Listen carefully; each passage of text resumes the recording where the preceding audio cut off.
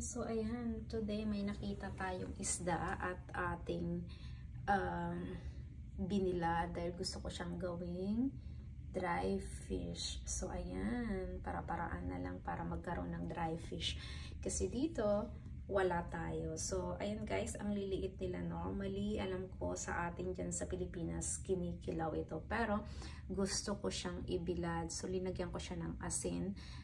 At eto na nga, ibinabad ko na siya sa araw. Medyo maaraw today. So, ayan, hopefully matutuyo siya. So, ayan, sobrang ano nga lang, matrabaho dahil isa-isa kong inalis yung tiyan. So, ayan guys. So, hopefully matutuyo siya at magkakaroon ako ng daing for tomorrow on the next day.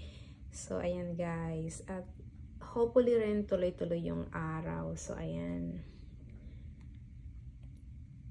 Para-paraan lang, no? So, ayan ang liliit nila guys. Pero, okay lang yan. Thank you for watching. Bye everyone.